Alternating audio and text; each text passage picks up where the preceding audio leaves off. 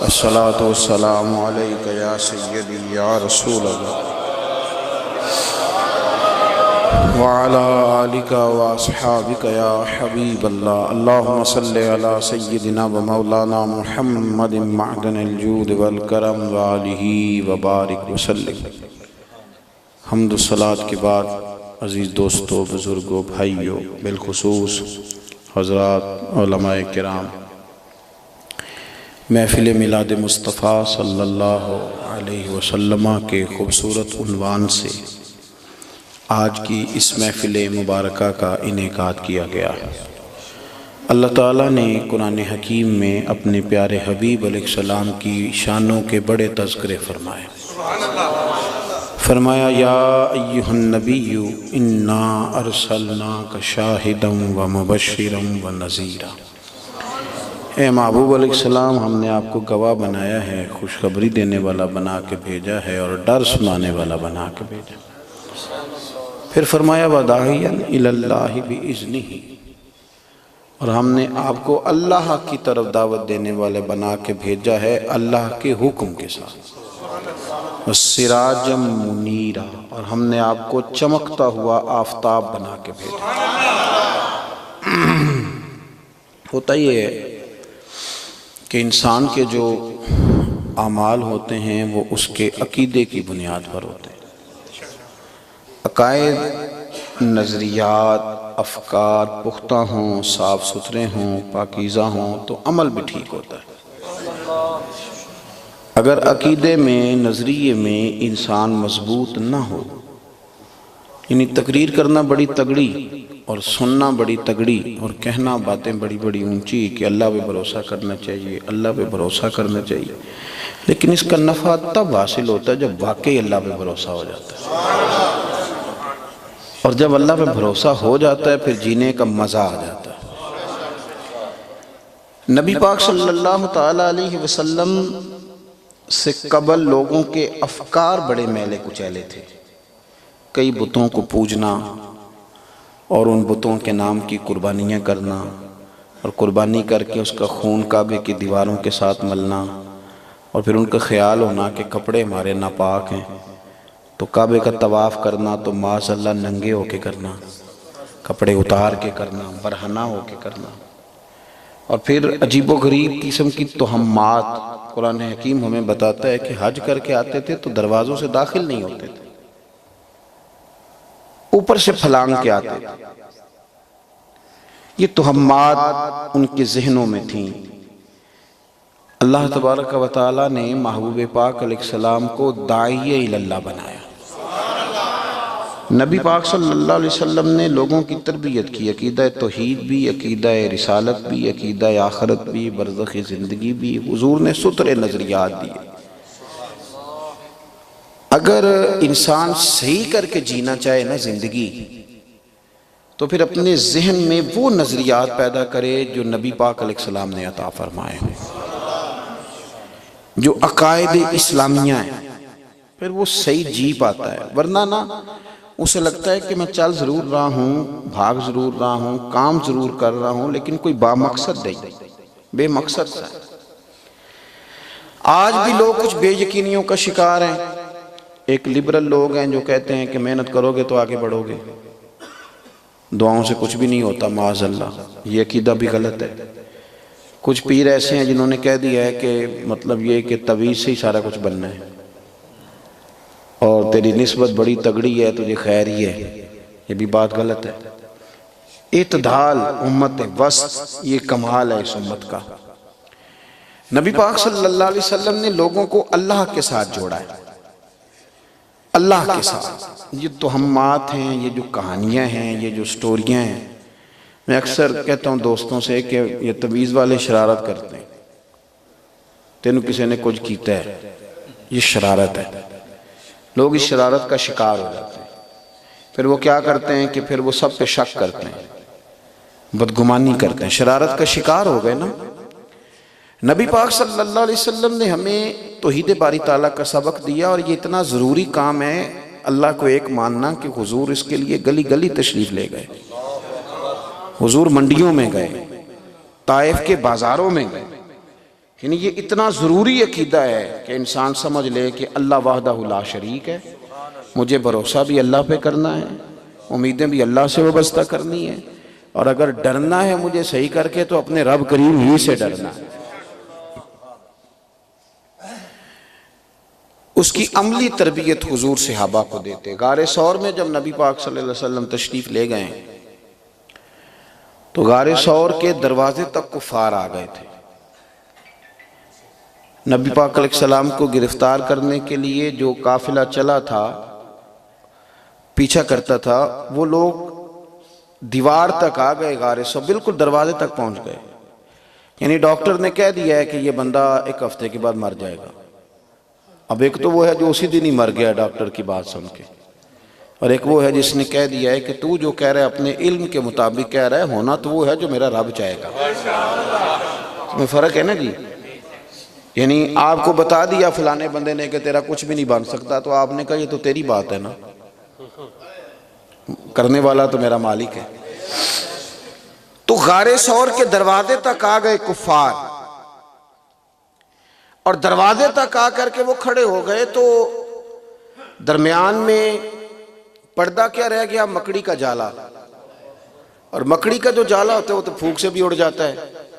اب یہاں تک ماحول بن گیا، حضرت صدیق اکبر گھبرائے، اور اپنے لیے نہیں، رسول کریم کی محبت کے لیے کہ میرے محبوب کو کوئی تکلیف نہ پہنچ جائے۔ اور اس کی حضور وہ تو آ گئے، یہ پہنچ گئے، اور اگر انہوں نے اپنے پیروں کی جانب دیکھا تو ہمیں گرفتار کر لیں گے۔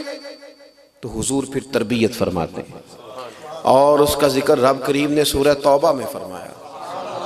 اللہ کے محبوب فرمانے لگے، ابو بکر لا تحزن، غم نہ کر۔ کیوں؟ ہمارے پاس کوئی فوج ہے جو بھی آ کے انہیں گرفتار کر لے گی؟ لوگ کہتے ہیں نا جی غم نہ کروں، پر کیسے نہ کروں، یہ حال ہو گیا ہے، وہ ہو گیا ہے، کس طرح، یہ تو بڑی کس طرح آپ کہہ رہے ہیں کہ فکر تو کرنی پڑتی ہے۔ حضور کیا فرما رہے؟ لا تحزن، غم نہ کر۔ بھئی کوئی اندر ہمارے پاس بارود ہے کہ غم نہ کریں، جو اندر سے چل جائے گا، یا باہر فوجیں ہماری چاروں جانب میں جو انہیں گرفتار کر لیں گی؟ ظاہری سبب وقتی طور پر نظر کوئی نہیں آ رہا، پر حضور نے جو تربیت کی امت کی، یار خوب غور کریں اس بات پر۔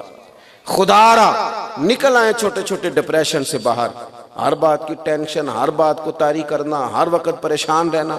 کریم رسول نے فرمایا لا تحزن، تو غم نہ کر، اس لیے نہ کر کہ ان اللہ معنا، اللہ ہمارے ساتھ ہے۔ بے شک اللہ ہمارے، جن کے ساتھ رب ہو انہیں بارود کی ضرورت ہی کوئی نہیں، انہیں فوجوں کی ضرورت ہے۔ ان اللہ معنا، اللہ ہمارے ساتھ ہے، یہ تربیت ہے۔ بس میں نے اور آپ نے نا بحث نہیں کرنی، لڑائی نہیں کرنی، سازش نہیں کرنی، بس یہ ذہن بنانا ہے کہ جو جس رستے میں چل رہا ہوں اللہ ساتھ ہے کہ نہیں، بھئی یہ سمجھ لیں آپ جو کچھ کر رہے ہیں، جس رستے چل رہے ہیں، میں جو کچھ کر رہا ہوں جس رستے چل رہا ہوں، پھر غور کریں۔ خدا را یہ صوفیاء ہمیں فکر دیتے ہیں، یہ اولیاء ہمیں پیغام دیتے ہیں کہ جو کچھ تو کر رہا ہے، کیا یہ وہی کام ہے جس میں اللہ مدد کرے گا؟ کہ یہاں یہ کوئی رستہ اور ہے، اور اگر اور ہے تو پھر جتنی مرضی تو دوڑ لگا تو کامیاب نہیں ہوگا۔ اس سڑک پہ چڑھ جا جس پہ اللہ مددگار ہوتا ہے، اور رب تیری مدد کرے گا، تو پھر تجھے کسی دنیا دار کی ضرورت ہے تو تہمات کا شکار نہ ہو۔ یہ حضور کی شان ہے، داعیہ اللہ کی۔ بخاری مسلم میں حدیث ہے، نبی پاک علیہ السلام کے صاحبزادے حضرت ابراہیم وصال کر گئے، اللہ کے محبوب علیہ السلام کی گود میں انہوں نے آخری ہجکی مبارک لی، حضور کی داڑھی مقدس آنسوں سے بھر گئی۔ حضرت انس نے پوچھ لیا یا رسول اللہ آپ بھی رو رہے ہیں؟ فرمایا بیٹا گیا ہے تو میری آنکھیں بھر آئی ہیں، ورنہ میرے دل اور زبان پہ وہی ہے جس سے اللہ راضی ہوتا ہے، اور آنسو تو محبت کی علامت۔ جس دن سرکار کے صاحبزادے کا وصال ہوا اسی دن سورج کو گرہن بھی ہو گیا۔ پکڑ کے جوڑ نہیں لیتے آج کل کرامتیں لوگ، تھوڑی سی ادھر لے لی، تھوڑی سی ادھر لے لی، تھوڑا بہت پھر چکر چل جاتا ہے، اور کرامتیں پرموٹ ہو ہی جاتی ہیں، بانی جاتا ہے کام۔ تو کچھ لوگوں نے نا بات جوڑی، کہا کہ آج سورج کو گرہن اس لیے ہوا ہے کہ سرکار کے صاحبزادے کا وصال ہوا ہے۔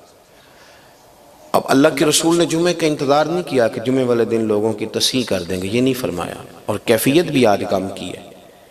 یہ ذمہ داری ہوتی ہے مبلغ کی، ذمہ داری ہے بڑے کی کہ وقت پر بتائے کہ یہاں غلطی ہو رہی ہے۔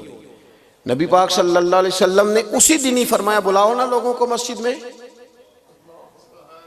صحابہ کہتے ہیں پریشان تھے کہ نہ تو کوئی نئی آیت نازل ہوئی ہے اور نہ کوئی جہاد کا موقع ہے، کوئی ایسی خبر نہیں، آج حضور کا بلانا اور غم کی کیفیت میں بلاؤ مسجد میں۔ کہتے سب لوگ آ گئے تو رسول کریم علیہ السلام نے فرمایا یہ سورج اور چاند گرہن جب لگے تو تسبیح پڑھا کرو، استغفار پڑھا کرو، نماز پڑھا کرو، اور فرمایا سورج اور چاند کو گرہن لگنا اللہ کی نشانیوں میں سے نشانی ہوتا ہے، کسی بندے کے انتقال کا اس سے کوئی تعلق نہیں۔ عقیدہ توحید کا مضبوط لوگوں کے دلوں میں پیدا کرنا اتنا ضروری کام ہے کہ اللہ کے رسول نے اسی وقت خطبہ ارشاد فرمایا۔ اب تو لوگوں نے اس طرح کا ماحول بنا دیا، آپ یقین کریں کئی آستانوں پہ جانے کا موقع ملتا ہے تو دل کرتا ہے کہ چلو یار مہربانی کرو کسی وقت اللہ کا بھی نام لے لو۔ میں بڑے دکھ سے بات کر رہا ہوں، ناراض ہو کے کر رہا ہوں، یعنی آپ اسی چکر میں پڑے ہوئے، حضرت صاحب نے یوں کر دیا تو پیر صاحب نے یہ کر دیا تو ان کے دادا نے یہ، وہ ٹھیک ہے کون انکار کر رہا، پر بس کریں اب یہ ممبر سجا ہے، اس پہ خدا کا نام لیں، مدینے والے رسول کا نام لیں۔ اور میں نے بڑے بڑے عجیب رنگ بھی دیکھے ہیں کہ اللہ رسول کا نام لو تو وجد تھوڑا ہوتا ہے اور پیر صاحب کا لو تو زیادہ ہوتا ہے۔ کیا مطلب؟ حضرت ابو الحسن رحمت اللہ علیہ آپ فرمایا کرتے تھے اپنے مریدوں سے کہ اگر تم پہنچ گئے ہو نا رب رسول تک اور تمہیں محسوس ہو گیا ہے کہ اب تمہیں شیطان گمراہ نہیں کرے گا، فرماتے تھے اب میرے پاس آنے جانے کی ضرورت نہیں، میں بیچ میں کوئی رکاوٹ نہیں بننا چاہتا، تم اللہ اللہ کرو سیدھی سیدھی۔ یہ تو ہم آپ کو پتہ ہے جاہلوں کی پیری مریدی کیوں زیادہ ہوتی ہے؟ اس لیے کہ ہر 1.5 منٹ کے بعد ایک کرامت تیار ہوتی ہے، ہر 1.5۔ مولوی صاحب پیر صاحب ہو نا، اگر علامہ صاحب پیر صاحب ہوں تو کوئی کرامت وہ سنائیں گے بھی تو انہیں دلیل تو دینی پڑے گی نا، یہ کرامت ثابت کیسے ہوتی ہے، اس بات کی کوئی اصل ہے بھی کہ نہیں؟ تو جو اللہ خیر کرے فارغ ہیں انہوں نے کوئی دلیل دینی ہے؟ تو اس لیے حضور کی شان ہے داعیہ اللہ کی، اس کو سمجھیں۔ حضور نے عقیدہ توحید بھی ٹھیک کیا اور لوگوں کا عقیدہ رسالت بھی ٹھیک کیا۔ مجمع الزوائد میں حدیث، راوی مولا علی شیر خدا، ایک بدو آیا، اس نے آ کے سوال کیا یا رسول اللہ صلی اللہ تعالیٰ علیہ وسلم بار بار بات کرتا ہے، کبھی کوئی بات کبھی۔ حضرت علی کہتے ہیں جب حضور جواب نہیں دینا چاہتے تھے تو خاموش رہتے تھے، جب اس نے بڑی ہی زیادہ باتیں کی تو پھر سرکار نے لب ہائے مبارکہ کھولے اور فرمایا چل بھئی مانگ کیا مانگتا ہے، اب تنگی یہ داماں پہ نہ جا، اور بھی کچھ مانگ ہے، آج وہ مائل بہتا اور بھی کچھ مانگ، بھئی کچھ مانگ لے۔ تو حضرت علی فرماتے ہیں بڑا ہی سادہ تھا، بڑا ہی کمزور تھا، اس نے عجیب کام کیا۔ حضور نے فرمایا کچھ مانگ۔ مانگا کیا؟ کہنے لگا جی میں نے سفر کرنا ہے، ایک گھوڑا نہیں عطا کر دیتے، ایک اونٹ نہیں دے دیتے، اونٹ ایک مل جائے۔ حضرت علی کہتے ہیں بڑی بھئی تو آیا کہاں ہے؟ میں کئی دفعہ یہ رونا روتا ہوں کہ آپ نے پیر اس لیے پکڑا ہے کہ وہ دم کر دے اور کام چل جائے، کیا مطلب آپ کس چکر میں پڑے ہوئے؟ میرے ایک بڑے، میں ان کا بڑا اکرام کرتا ہوں، ایک بزرگ ہیں، تو ایک صاحب روز یہ کرتے ہیں نا، کوئی لوگ روز ہی فون روز کرتے ہیں سب کام نہیں چلتا مہربانی کریں، کام نہیں چلتا مہربانی کریں۔ تو ایک دن میرے سامنے اس مرید کو بلا لیا، کہنے لگے پتر جے تیرے خیال نہ میں تیرا کام ہی چلانا ہے تو پھر سو تو بہتا میرا چلنا چاہیے تھا، یہ آپ کس چکر میں پڑے ہوئے؟ میرا کام تو ہے تجھے اللہ رسول کا نام بتانا، کاروبار چمکانا ہے تو کسی سیٹ سے مشورہ کر، وہ تجھے بتائے گا۔ حضرت سلطان بہو نے رو کے کہا تھا رب دا طالب کوئی نہیں ملیا، اے جو ملے ہے طالب زردہ۔ یہ کیا ملے ہیں دنیا دار لوگ، کاروبار چمکانا، رب دا طالب کوئی نہیں جو ملیا، اے تے جو ملے ہے طالب زردہ ہو۔ بے قدراں کچھ قدر نہ جاتی، کیتی خوب تسلی ہو، دنیا دار پجاری زردے کتیاں دے گل ٹلی ہو، پر بک بک روسن اکھیاں تکیو ویکھ حویلی کلی ہو، کوچ نصیر اساں جدوں کیتی پہ جانی تھر تھلی۔ تو نبی پاک صلی اللہ علیہ وسلم سے کہتے ہیں اونٹ دے دے، حضور بھی مسکرائے کہ تو کھڑا کہاں ہے اور تو مانگ کیا رہا ہے؟ تو حضور نے فرمایا اونٹ تجھے دیا، کچھ اور بھی مانگ لے۔ ایک چانس اور ملا تو بڑا ہی سادہ تھا، کہنے لگا چلے اونٹ پہ ڈالنے کو کجاوا بھی دے دے۔ مسجد میں اونچا نہیں ہنستے جی، اونٹ پہ ڈالنے کو کجاوا بھی دے دے۔ سرکار بھی مسکرائے۔ مولا کائنات فرماتے ہیں ہم نے کہا یار تو دیکھ تو صحیح، تو کھڑا کہاں؟ حضور نے اتنی کریمی فرمائی کہ ایک چانس اور دیا، فرمایا چل کچھ اور بھی مانگ لے۔ اب تو گولڈن چانس ملا، کمال ہو گئی، لیکن بڑا ہی سادہ تھا۔ کچھ لوگوں کا نا فوکس ہی دنیا داری ہوتی ہے، وہ باہر سارا دن یہی سوچتے ہیں کہ جو 10,000 ہے اسے 20 کیسے کرنا ہے۔ آپ یقین کریں، اور کئی دفعہ نا بڑی شرم سی آتی ہے، اتنا اللہ نے بہترین گلا دیا، اتنا اچھا نعت خواں، اتنا اچھا خطیب، اور کیا ریٹ اس نے 30,000 روپیہ بس، اتنی شان، اور بیچا کس بات پہ اپنے آپ، بس اتنے تھوڑے مول لیے، کیوں اپنے ساتھ اتنا ظلم کی؟ سرکار نے تیسری بات کی تو مولا علی کہتے ہیں ہمیں لگا اب ضرور جنت مانگے گا یہ حضور سے، اب ضرور اپنی آخرت ٹھیک کر لے گا، لیکن بڑا ہی بھولا تھا۔ تیسری دفعہ حضور نے فرمایا کچھ مانگ، تو کہنے لگا جی اگر آپ دینا ہی چاہتے ہیں تو میرا سفر بڑا لمبا ہے، آنے جانے کا خرچہ بھی دے دیں۔ تو اب اللہ کے رسول نے عقیدہ رسالت اس کا ٹھیک کیا۔ حضور فرمانے لگے او بھولے، تجھ سے تو وہ بنی اسرائیل کی بوڑھی اچھی تھی۔ حضرت موسیٰ علیہ السلام کو حکم ہوا کہ جا رہے ہو، ہجرت کر رہے ہو تو جناب یوسف علیہ السلام کے مزار سے ان کا تابوت بھی نکال کے لے جائیں۔ تو آپ نے پوچھا کس کو خبر ہے بھائی؟ پتہ چلا کہ بنی اسرائیل کی ایک بوڑھی کو پتہ ہے۔ آپ نے فرمایا اماں تابوت کا پتہ بتائے گی؟ کہنے لگی بتاؤں گی پر مفت نہیں بتاؤں گی۔ میری طرف دیکھیں جی، بتاؤں گی صحیح پر فری میں کیا لے گی؟ تو کہنے لگی جنت میں وہ والا مکان لوں گی جس کے پڑوسی موسیٰ علیہ السلام ہو۔ فرمایا تجھ سے تو وہ بوڑھی اچھی تھی، حضرت موسیٰ سے جنت والا مکان تو مانگ لیا نا۔ جناب موسیٰ علیہ السلام کہنے لگے بی بی انبیاء کے درجے بہت بڑے ہیں، وہ جنت کے سب سے اوپر والے درجے میں ہو، تو جنت مانگ اتنا بڑا درجہ؟ کہنے لگی ٹھیک ہے پھر کسی اور سے پوچھ لیں، میں تو جب ہی بتاؤں گی جب آپ یہ بتائیں گے۔ تو حضرت موسیٰ کلیم سے رب کریم نے فرمایا کہ اے موسیٰ آپ وعدہ کر لیں رب اسے جنت میں وہ جگہ عطا کر دے گا۔ تو گویا نبی پاک صلی اللہ تعالیٰ علیہ وسلم نے اس سے فرمایا کہ تجھ سے تو وہ بنی اسرائیل کی بوڑھی اچھی تھی، کم از کم حضرت موسیٰ سے جنت تو لے کے چلی گئی نا۔ تو حضور نے عقیدہ رسالت لوگوں کو سمجھایا کہ عقیدہ رسالت کا معاملہ اس طرح کا نہیں ہے۔ فرمایا جب مصطفیٰ سے مانگو تو پھر کوئی بڑی شاہی مانگنا، جب دروازہ رسول پہ توجہ کرو تو پھر ذرا کو بڑی کر کے ہی کرنا۔ اور اعلیٰ حضرت فاضل بریلوی فرماتے ہیں، آپ کبھی غور کریں نا، اعلیٰ حضرت بھی اعلیٰ حضرت ہی ہیں، وہ کہتے ہیں حضور یہ بھی چاندنی ہے سورج اور چاند کی، پر یہ ڈھل جاتی ہے، کبھی ہوتی ہے کبھی نہیں ہوتی۔ کہتے ہیں ماہ مدینہ اپنی تجلی عطا کریں، اے مدینے کے چاند ہمیں اپنی تجلی دے، ماہ مدینہ اپنی تجلی عطا کریں۔ یہ ڈھلتی چاندنی تو پہر دو پہر کی ہے، یہ ڈھلتی چاندنی تو پہر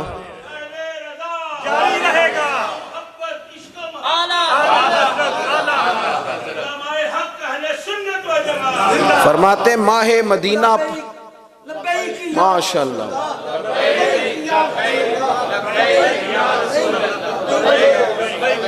ماہ مدینہ اپنی تجلی عطا کریں، یہ ڈھلتی چاندنی تو پہر۔ اور کبھی دیکھیے ان کا مانگنے کا انداز، کہتے ہیں لب واہ ہیں آنکھیں بند ہیں پھیلی ہیں جھولیاں، لب کھلے ہیں آنکھیں بند ہیں، لب واہ ہیں آنکھیں بند ہیں پھیلی ہیں جھولیاں، کتنی مزے کی بھیک تیرے پاک در کی ہے۔ یعنی بھیک بھی ہے پر ہے بڑی مزیدار قسم کی، کتنے مزے کی بھیک تیرے۔ تو اسی طرح سے نبی پاک صلی اللہ علیہ وسلم نے قبر کے بارے میں بھی ہمارا عقیدہ ٹھیک کیا، آخرت کے بارے میں بھی ٹھیک کیا۔ مسئلہ پتہ کیا ہے، ہم لوگ ساری زندگی رہنا چاہتے ہیں اپنے والے مکان میں، تو اسی کے واش روم میں ٹائلیں لگاتے رہتے ہیں، اسی کو تیار کرتے رہتے ہیں، ہر سال اسی کا رنگ روغن ٹھیک کرتے ہیں۔ ہم ذہن نہیں بناتے کہ مر جانا ہے۔ پاکستان میں ایوریج عمر 60 سے 70 سال کے بیچ ہے، اس سے زیادہ نہیں۔ ہم کیا کرتے ہیں، میں اکثر دوستوں سے کہتا ہوں کہ ہم جو کچھ کرتے ہیں وہ جینے کے لیے کرتے ہیں، رب کے بندے جو کچھ بھی کرتے تھے مرنے کے لیے کرتے تھے، کہتے تھے مر جانا ہے تو کچھ کر لیں، کچھ کمائی کر لیں، جلدی مر جانا ہے کچھ اکٹھا کر لیں آخرت کے لیے۔ دیکھو لوگ نفسیاتی مریض ہو گئے جب سے یہ کووڈ-19 کا مسئلہ ہے نا، کرونا کا، تو وہ جو بتانے والے ہیں نا پرہیز، خیر پاکستانی دیہاتی لوگ بڑے سیانے ہیں، یہ تو مانتے نہیں کسی پرہیز کو بھی، اور ان کے خلاف تو سازش اتنی جلدی ہوتی ہے کہ شاید کسی کے خلاف نہ ہوتی ہو، فٹافٹ، یعنی سیانا بندہ نہیں اس سازش تک پہنچ جاتا جس سازش تک کونے میں گلی میں فارغ کھڑا بندہ سازش تک پہنچتا ہے، کندھے سازش ہو رہی، او بھائی ٹھہر جا، تو اتنی جلدی تحقیق پیش کرنے کی کیا ضرورت ہے؟ دیکھیں 3 قسم کے لوگ ہیں ہمارے ہاں، ایک اتنے پرہیز کرتے ہیں کہ وہ نفسیاتی مریض ہو گئے، اور ایک ہیں جو کہتے ہیں کوئی مسئلہ ہی نہیں، کرو ہی کچھ نہ۔ یہ دونوں غلط ہیں۔ صحیح کون ہے؟ کہ جن کے لیے حکم ہے کہ آپ کو جو پرہیز بتائی جاتی ہے وہ کریں ضرور، لیکن آپ کو پرہیز نہیں بچائے گی، بچائے گا رب کریم کا فضل ہی، لیکن جو ضروری چیزیں ہیں انہیں اختیار کرنے میں کوئی حرج نہیں ہے۔ میری بات کی سمجھ آ رہی ہے؟ اس لیے اگر کوئی بندہ کبھی ماسک والا مل جائے تو اسے گھورا نہ کریں، مہربانی فرمائیں۔ یہ بھی ہمارا بڑا مسئلہ ہے، اصحاب توکل بھی بڑے بڑے ہمیں مل جاتے ہیں، بڑے بڑے تگڑے، تو ایسا نہیں کریں۔ بہرحال میری بات پر آپ غور فرمائیں گے، نفسیاتی مریض ہو جاتے ہیں لوگ، کہتے ہیں دیکھو قبر میں کھڑکی کوئی نہیں، دروازہ کوئی نہیں، سانس بند ہوگا وہاں، جناب ساتھ کوئی سہولت کوئی نہیں۔ تو میں کہتا ہوں یہ ساری باتیں آپ کی ٹھیک ہیں، قبر کھڈا ہے، گڑا ہے، پر مجھے اور آپ کو پتہ ہے کہ ہم کھڈے والے رستے پہ ہیں کہ جنت والے رستے پہ۔ اگر حلال حرام کی تمیز ہی نہیں کی، کبھی بولتے وقت سوچا ہی نہیں، کبھی کسی شخص کی عزت اتارتے خیال ہی نہیں کیا، ہر وقت ہم ڈائریکشن ہی ہماری یہ ہے کہ ہم گناہ اکٹھے کر رہے ہیں، تو پھر یقیناً کھڈے کی طرف سفر ہو رہا ہے، پھر وہاں یقیناً معاملات خراب ہیں۔ اس لیے کہ ہمیں اگر یہ پتہ ہوتا ہے نا میرا مکان کتنے کا ہے، میرے بینک میں پیسے کتنے ہیں، تو یہ بھی پتہ ہوتا ہے کہ میرے کھاتے میں نیکیاں کتنی ہیں، یہ ہمیں پتہ ہوتا ہے، اور سب کو پتہ ہوتا ہے، ہر بندہ جانتا ہے۔ کچھ لوگ ایسے بھی ہوتے ہیں جن کی پگڑی داڑھی ہے اور سارا کوئی ٹھیک ہوتا ہے، لیکن انہیں بھی خبر ہوتی ہے کہ میری در اصل اخلاص والی نیکی کون سی ہے اور دکھلاوے والی، یہ سارا ہمیں علم ہوتا ہے۔ تو قبر کھڈا ہے، گڑا ہے، اس میں عذاب ہے، پر اس کے لیے جس نے اسے کھڈا اور گڑا بنایا ہے، باقی قبر کا جو معاملہ ہے مومن کے لیے، تو میرے نبی پاک نے فرمایا میرا مومن کھڈے میں نہیں جاتا، وہ تو باغ میں جاتا ہے۔ کس میں؟ اللہ تعالیٰ آپ کو باغ دے، گھورے نام بولے نام لیں، کس میں جی؟ نہیں کبھی کو بندہ باغ میں جاتے گھبراتا ہے؟ اس کا دم گھٹے گا باغ میں، پریشانی ہوگی۔ حضور نے فرمایا قبر المومن روضۃ من ریاض الجنہ، یہ جو مومن کی قبر ہے یہ جنت کے باغوں میں سے باغ ہے، باغ بھی اور باغ بھی کس کا؟ جنت کا۔ تم اسے جب چھوڑ کے آتے ہو تو کھڈے میں نہیں چھوڑ کے آئے، تم تو باغ میں چھوڑ کے آئے ہو۔ اور ترمذی شریف میں حدیث ہے، نبی پاک صلی اللہ علیہ وسلم نے، باقی ساری حدیث کی کتابوں میں رسول پاک صلی اللہ علیہ وسلم نے 3 ہی سوال بتائے، لیکن اس حدیث کے اندر نبی پاک صلی اللہ علیہ وسلم نے ایک ہی سوال بیان کیا، فرمایا لمبی بات نہیں، سوال ایک ہی ہوگا۔ حضور کون سا؟ فرمایا صرف میرے بارے میں پوچھا جائے گا۔ یہ ترمذی شریف ہے، حضرت انس بن مالک راوی ہیں، پوچھا جائے گا بتا حضور کے بارے میں دنیا میں کیا کہا کرتا ہے؟ تے ساڑھے تے بالا بالا نو یاد ہے، بالا گلو لا بے کمال، نا جی بچے بچے نو، جس کو ترجمہ نہیں آتا اسے بھی یاد ہے، بالا گلو لا بے یعنی کمال ہی، تو ہم نے تو کہہ دینا ہے بڑی آسانی سے۔ تو بہرحال حضور فرماتے ہیں پوچھا جائے گا ان کے بارے میں کیا کہتا تھا، اگر اس نے صحیح جواب دیا مومن نے، اور انشاءاللہ مومنوں نے صحیح دینا ہے، اللہ کا صحیح دینا ہے، تو حضور عقیدہ ٹھیک کرتے ہیں، فرمایا پھر نہ وہ بندہ پتہ پھر اس کے لیے جنت کا دروازہ کھول دیا جائے گا، یعنی باغ اس کی قبر بن جائے گی۔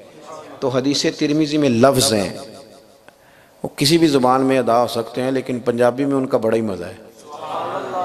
حضور فرماتے ہیں جب اسے دے دی جائے گی نا جنت، تو پتہ کیا کہے گا؟ کہے گا فرشتیاں نو میں ذرا کار نہ دس آواں، یہ ترمذی شریف ہے، کہے گا میں ذرا گھر نہ بتاؤں جا کے، کی عقیدہ ذرا پاج کے کارنا 10 سوا، یعنی پہلا کپ ملتا ہے تو بندہ جا کے گھر نہیں بتاتا، اور وہ والی کامیابیاں بتاتا جن کا کئی دفعہ دادا کو پتہ بھی نہیں ہوتا کہ اس میں فرسٹ کیسے آتے ہیں، A+ کیا ہوتا ہے، نہیں پتا ہوتا، لیکن اسے چاہ ہوتا ہے نا میرے گھر والوں کو پتا چلے اللہ نے، تو وہ کہے گا گھر نہ بتاؤں، تو حضور فرماتے ہیں فرشتے کہیں گے نہیں تو سو جا، اس طرح جس طرح دلہن سویا کرتی ہے، تو سو جا۔ تو حضور نے ہمارا ذہن بنایا، نبی پاک صلی اللہ علیہ وسلم نے ذہن بنایا ہمارا، قبر کے بارے میں، برزخ کے بارے میں، آخرت کے بارے میں حضور نے ہماری ذہن سازی فرمائی، آخرت کے بارے میں۔ اب غور کرتے ہیں کہ کمر مبارک پر موٹے بان کی چارپائی کے نشان پڑ گئے، حضرت عمر رو پڑے، صحیح بخاری ہے، یا رسول اللہ کیسر و کسرا موج کر رہے ہیں اور آپ موٹے بان کی چارپائی پہ، تو حضور ہماری سوچیں ٹھیک کرتے ہیں۔ خدا را میری بات کو سمجھنا، اللہ کے رسول فرمانے لگے عمر وہ تھوڑی سی زندگی میں آسانی دیکھ لیں اور بعد میں رسوا ہو جائیں، کیا تو یہ پسند نہیں کرتا کہ ہم دنیا میں تھوڑی مشکل دیکھیں اور آخرت کی ساری عزتیں اللہ ہمیں ہی عطا فرما دے؟ حضور نے ہماری سوچ بنائی ہے کہ تمہارے لیے جنت میں اللہ نے بڑا انعام تیار کیا، حضور نے یہ سوچ ہمیں دی، ہم نہ اڑ گئے ہیں، ہم ہر نئی آنے والی سہولت لینا چاہتے ہیں۔ آپ یقین کریں اب تو بڑے بڑے اے سی ہیں ہر گھر میں موجود ہیں، اب کہاں لوگ ہیں مشقت میں سونے والے، اب تو میرے بھائی جہاں گیس نہیں وہاں سلنڈر ہے، اب تو جو سہولت جہاں پیدا ہوئی ہے لوگوں نے اسے حاصل، آپ کے ملک کے ہر کونے میں نیٹ پہنچ گیا ہے، اب کہاں لوگ دور رہتے ہیں۔ لیکن دیکھو یہ تھوڑا سا آرام ہے، آپ کا جو اصل آرام ہے وہ جنت میں، جو ہمارے لیے یہ اصل عزتیں، نعمتیں، وقار ہے وہ جنت میں۔ ایسا نہ ہو کہ اپنی تھوڑی سی دنیا داری ٹھیک کرنے کے لیے ہم اپنی آخرت خراب کر لیں، یہ گھاٹے کا سودا کبھی نہ کریں۔ اپنی آخرت کی جو ہمارے لیے خاص نعمتیں اللہ رسول نے تیار کی ان پر کبھی کمپرومائز نہ کریں، کبھی سودے بازی نہ کریں، کچھ بھی ہو جائے ہمیں اپنی۔ صحابہ کرام جب بھی کوئی کام کرتے تھے، اہل بیت جب بھی کوئی کام کرتے تھے، اولیاء اللہ جب بھی کوئی کام کرتے تھے، دیکھتے تھے اس میں میری آخرت کا کیا فائدہ ہے۔ ہم اپنی دنیا داری کے لیے اتنے تیز ہوتے جا رہے ہیں لیکن ہماری آخرت کے معاملے میں بڑے بھولے بن جاتے ہیں، بس ذرا بچے شادی ہو جائیں ٹھیک ہو جاؤں گا، یہ بھولا پن نہیں ہے، یہ ہم اپنے آپ کو تسلی دیتے ہیں، جھوٹی تسلی۔ روز اپنے 24 گھنٹوں میں دیکھیں کہ میری آخرت کے لیے میں نے کیا جمع کیا۔ صحابہ کرام جب آخرت ان کی بہتر ہوتی تھی تو پھر وہ نعرے لگاتے تھے، پھر وہ اٹھ کے دیکھیں نا، حضرت عثمان غنی سیانے ترین تاجر ہیں، یعنی آپ کو بڑا سلیقہ آتا تھا، لوگ کاروبار سیکھتے تھے حضرت عثمان غنی سے، اتنا سیانہ بندہ، لیکن حضور نے فرمایا وہ کنواں خرید کے دو گے نا تو جنت ملے گی۔ تو حضرت عثمان غنی نے 11 گنا زیادہ پیسے دیے قیمت سے، 11 گنا زیادہ۔ نہیں سمجھ آئی بات کیا؟ میں نے کہہ دیا آپ نے سن لیا، کبھی غور تو کریں ہو کیا رہا ہے بھلا، یعنی ڈبل قیمت نہیں، ٹرپل نہیں، کتنی؟ تاجر تو یوں نہیں کرتے، وہ کہنے نے پائی 12 ہی نہیں کھاندی، 5 روپے زیادہ اللہ ادو بعد، کہتے ہو کہ نہیں کہتے؟ بھائی مسجد کی جگہ بھی کبھی کسی نے 11 گنا پیسے دے کے خریدی ہے، کبھی خریدی ہے؟ وہ کہتے ہیں نا جی نا، یہ تو کیا بات کر رہے ہیں، لیکن 11 گنا زیادہ پیسے حضرت عثمان نے دیے۔ کبھی کسی نے بعد میں پوچھا عثمان اتنا مہنگا خرید لیا؟ آپ فرمانے لگے میں تاجر ہوں، میں گھاٹے کا سودا نہیں کرتا، تمہارا کیا خیال ہے میں نے ایسے ہی خرید لی؟ فرمایا پکی اور پیٹا سودا کیا ہے، اس لیے کہ مدینے والے نے کہا تھا جو کنواں خریدے گا میں جنت دوں گا، اور فرمایا میں نے تو بڑی سستی خرید لی ہے، تو بڑا سستا سودا کیا میں نے۔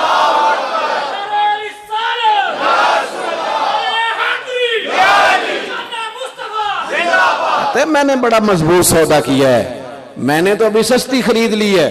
میرے رسول پاک علیہ السلام نے جو سوچ دی تھی، ایک بوڑھی اماں آئی، یہ بھی بخاری مسلم ہے، اس نے کہا حضور میں مرگی کی مریضہ ہوں، اور جب مجھے عارضہ ہوتا ہے نا حضور، تو یہ مرگی کا مرض چونکہ انسان کو اعصاب سے بھی لیتا ہے، جسم سے بھی لیتا ہے، بندہ بے ہوش بھی ہو جاتا ہے، اور آپ اللہ معاف کرے کبھی دیکھا مرگی کا مریض؟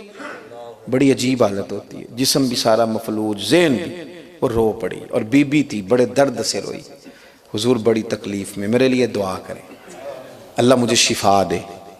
حضور نے کیا فرمایا؟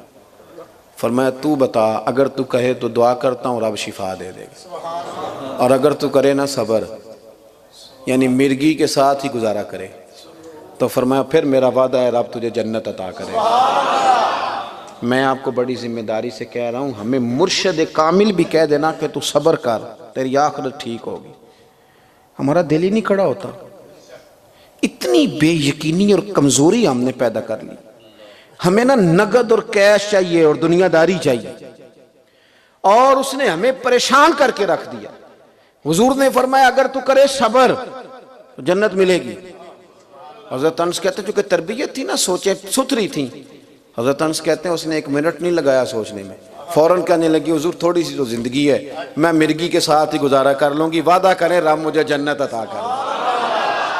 یہ عقیدے ہیں جو رسول پاک نے دیے لوگوں کو، اور لوگ اس پر ڈٹ گئے، قائم ہو گئے۔ ہم تو بھائی الجھے ہوئے ہیں۔ آپ یقین کریں جتنا مال لوگوں نے جمع کر لیا اتنا کھا کے مار نہیں سکتے۔ جو 50,000 روز کماتا ہے وہ 50 روٹیاں کھا سکتا ہے، لیکن اسے آپ کہیں کہ 1,00,000 روز ملے گا تو لینے کو تیار ہے وہ، حالانکہ کھا سکتا، وہ کھا نہیں سکتا۔ تو اللہ کے رسول صلی اللہ علیہ وسلم نے فرمایا کہ تو صبر کرے تو جنت۔ کہنے لگی حضور میں نے صبر کیا، بس ایک میری گزارش ہے کہ حضور جب مجھے مرگی ہوتی ہے نا تو میرے کپڑے وجود سے ہٹ جاتے ہیں، ستر عورت کا مسئلہ ہے، کرم نوازی کرے۔ حضور نے دعا کر دی۔ صحابہ کہتے ہیں جتنی بھی مرگی ہوتی تھی کپڑے جسم کے ساتھ لگے رہتے تھے، وہ بوڑھی حضرت عثمان غنی کے زمانے تک موجود رہیں حضرت عثمان کے زمانے تک۔ جب کوئی بندہ کہتا تھا نا جنتی دیکھنا ہے تو صحابہ کہتے ہیں ہم اس بوڑھی کی زیارت کراتے تھے، یہ وہ ہے جسے حضور نے دنیا میں جنت کی بشارت عطا فرمائی۔ اپنی زندگی میں اپنے جو افکار ہیں، پتہ کیا ہوا ہے، چونکہ ہمارا عقیدہ آخرت کچا ہو گیا، اللہ ماشاءاللہ معاذ اللہ، تو ہر چیز کو دنیاوی نفع میں تولا لوگوں نے۔ اب ہم دینی تعلقات میں بھی سیاست کرتے ہیں، دینی رویوں کے اندر بھی ہم قائل ہیں، ہاں جی کے جی کے پارٹی بازی کے، اس میں بھی ہم کیوں؟ اس لیے کہ فکری طور پر ہم غلام ہو گئے ہیں دنیا داری کے۔ تو جو سوچیں ہمیں رسول کائنات نے عطا فرمائی، اپنی سوچوں کو وہاں لا کے کھڑا کریں، آپ کو بڑا سرور آئے گا۔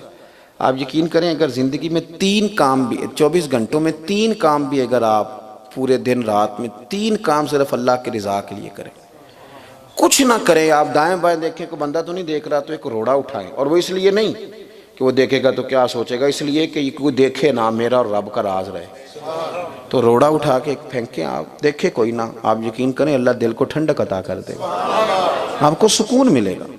آپ کچھ نہ کریں، آپ دیکھیں کوئی نہیں ہے، مسجد کے اندر سے کنڈی لگا کے نا آپ تو واش روم دھو ڈالیں، کوئی بندہ دیکھے نا، آپ یقین کریں گولیاں نیند کی کھانے سے سکون نہیں ملے گا جو یہ کام کرنے سے ملے گا۔ آپ مخلص فی الدین بنیں، مخلص، آپ کو مزہ آئے گا۔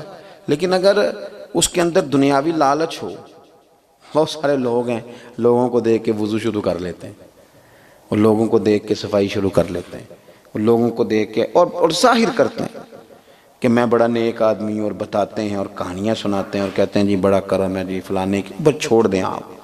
بتانے سے تو بہت ساری چیزیں ایسی ہیں جو لوگوں کی نظروں میں آ جاتی، بتانے سے تو نظر لگ جاتی، کیوں نظر لگاتے ہو؟ اسے صاف ستھرا رکھو۔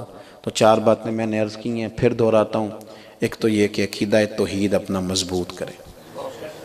آپ سازش کر کے آگے بڑھیں گے تو کمزور ہو جائیں گے۔ سازش کیوں کرنی ہے؟ رب رسول کی رضا حاصل کریں۔ جس کے ساتھ رب ہوتا ہے اسے پھر زیادہ لوگوں کی ضرورت، اور اگر اللہ ساتھ ہو تو ویسے لوگوں کے دلوں میں محبت پیدا کر دیتا ہے، لوگ کھینچے چلے آتے ہیں۔ اور اپنا عقیدہ رسالت بھی ٹھیک کریں۔ آپ اسلام اور دین اور حضور کے ساتھ یہ دعا والا اور طویل دھاگے والا خالی رشتہ نہ بنائیں۔ مدینے والے رسول تو آپ کو جینے مرنے کا سلیقہ عطا کریں گے، حضور تو دنیا اور آخرت کی عزتیں دیں گے، ہر کرم حضور کی بارگاہ سے ملے گا۔ اتنی چھوٹی اور ہلکی سوچ نہیں پیدا کریں۔ اور میرے بھائی، قبر کے بارے میں یہ خوف جو لوگوں کے ذہنوں پہ طاری ہو گیا، اس سے باہر آئیں، اس سے باہر آئیں۔ ہمارے بزرگ تو کہا کرتے تھے کہ قبر بڑی شان والی جگہ ہے، وہیں تو مدینے والے کی زیارت نصیب ہونی ہے۔ وہ تو پیار کرتے تھے، قبر میری تے میرے یا پیرا جے کر پاویں پھیرا، قبر دے وچوں ہڈیاں اٹھ کے مجرا کر سن تیرا، وہ تو بڑی کرم والی جگہ ہے۔ اور اپنے آخرت کے نظریات کو مضبوط کریں۔ پتہ ہے مولا علی کو جب زخم لگا تھا تو نعرہ کیا لگایا تھا؟ فزت برب الکعبہ، لو بھئی آج میں شہادت مجھے مل گئی ہے تو میں کامیاب ہو گیا، اور رب کعبہ کی قسم کامیاب۔ تو اس کو لوگ کامیابی جانتے تھے، اس کو لوگ اپنے لیے عظمت جانتے تھے۔ اپنی یہ ذہن سازی کریں، اپنے بچوں کی ذہن سازی کریں، جو تیزی سے چیزیں خراب ہو رہی ہیں ان چیزوں کو صحیح کرنے پر اپنا کردار ادا۔ مجھے دیں جی، میرے لیے آئے رکا، مجھے دیں، اللہ تعالیٰ آپ کو جزائے خیر عطا فرمائے۔ اس پر آپ حضرات توجہ فرمائیں۔